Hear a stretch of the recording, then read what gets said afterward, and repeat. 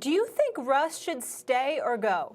I think he should stay. I mean, he's made his mark in Seattle. And by the way, they put a good team around him. Not a great team every year, but a good one. Better than most. Like, better than the team that the Dallas Cowboys field normally. Better than the team that the Raiders field normally. Better than the team that the Bears field normally. Saints are something else, but actually comparable. How many Super Bowls did Drew Brees win in his career? One. Well, Russell Wilson's been to more than that and won one. Look, going into this last season, I liked Seattle to win the NFC after the Jamal Adams trade. Jamal Adams got hurt. You knew it was like a hopefully bend but don't break defense, and then you add an elite piece like Adams. You think maybe that could put him over the top. Didn't work out that way. It was a bend and break defense, and Jamal Adams was hurt, and they really could never get it together on that side of the ball. But there was reason to think maybe they could. They tried to address it in a big way by bringing Adams in. Does Russell Wilson have weapons in Seattle? Oh, my God, yeah. He's got a great receiving core to throw to.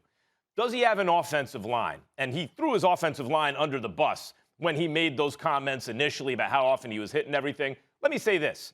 Seattle was arrogant with their offensive line. Several years back, the Max Unger for Jimmy Graham trade, they trade a real good offensive lineman for a tight end who's more like a wide receiver, thinking they'll improve that way and they can just kind of draft linemen later on and coach them up. Didn't work out that way. They were unable to develop a line. And a couple of years ago, Stephen A., I was really concerned for Russell Wilson. But I've seen more resources devoted to the line since then. And I actually don't think it's the same problem that it was a couple of years ago. I think it's trending in the right direction. And Stephen A., you know what's curious to me when I look at his list of teams? How's the Bears O-line? It's horrible. Bears O-line is terrible last year. That was really the problem with the Bears. Well, right. I mean, the Cowboys' offensive line was great not long ago. It ain't the same anymore. This is not your slightly older cousin's Cowboys' offensive line. It's a new day. So it's curious to me the teams he selected that he would approve a trade to.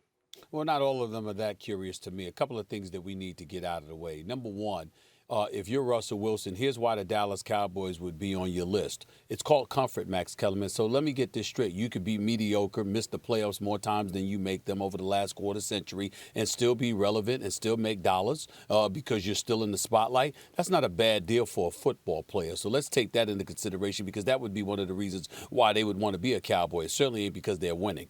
That's number one. Number two, when we think about Russell Wilson in terms of whether or not he should stay or go, if he wants to go, he should go. The reality of the situation is this is a champion. This is a guy that's going to 2 Super Bowls. This is a guy that's been the star and carried the franchise on his back for at least the last 5 years. And when you look at some of the things that are transpiring, the man's been sacked 394 times in his career.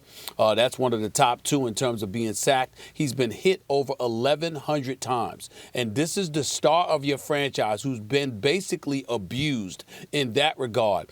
And he walks into a room and he tries to make suggestions onto how you can avoid getting him hit more often, and you literally let him walk out of the room disgusted because you dismissed him. That's very, very disrespectful, and that's the kind of thing that should make him say, I want the hell up out of here.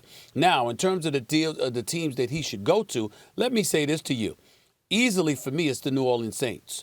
The New Orleans Saints, although their offensive line needs to be improved a little bit, their defense has improved vastly over the years. Michael Thomas is an all-world receiver. All right, Alvin Kamara is an all-world player. All right, so when you look at it from that standpoint, and you've got those 2 cornerstones as a part of your franchise with Sean Payton calling plays, and then you've got a backup like a guy like Taysom Hill that would be in the mix that you could utilize, with run options and things of that nature, read options. The bottom line is that you can find a way to be productive, efficient, winning football games while also insulating Russell Wilson from the level of abuse that he's been accustomed to experiencing in Seattle.